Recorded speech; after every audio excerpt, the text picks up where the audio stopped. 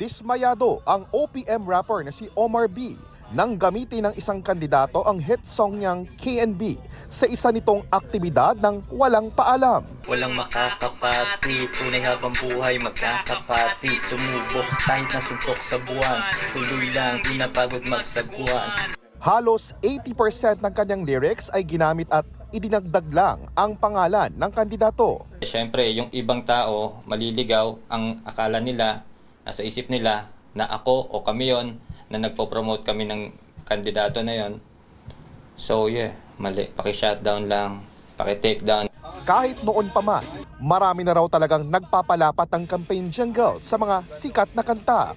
Pero ayon kay voice master at musician na si Pocholo Gonzales, pwede namang magpagawa ng original, lalo pat kailangan ng permiso bago magamit bilang isang copyrighted music. Mas madali pa nga raw dahil pwedeng magpatulong sa artificial intelligence o yung AI. Bagamat kailangan pa rin ang ideya mo. Dati ako pa nagko-compose, ako rin nag-arrange. Ngayon, idea ko na lang, ibibigay ko na lang sa AI yung prompts ko, tapos kung ano yung gusto kong boses, kung anong gusto kong tono.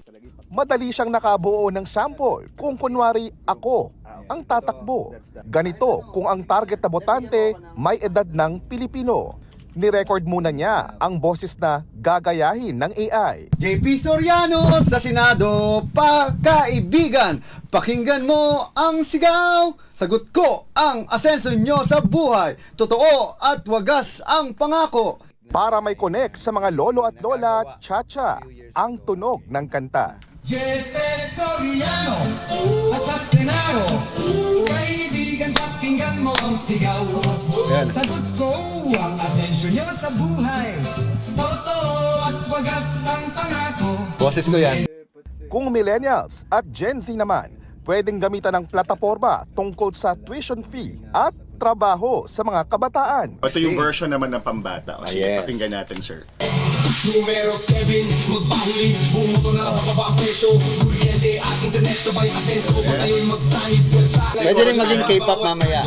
Pero kung gusto talaga ng sikat para may recall, ayon sa PhilSCAP, kailangan munang kumuha ng modification at adaptation license sa kanila. Yan ay para baguhin ng kaunti at daragdagan ng pangalan at ilang salita.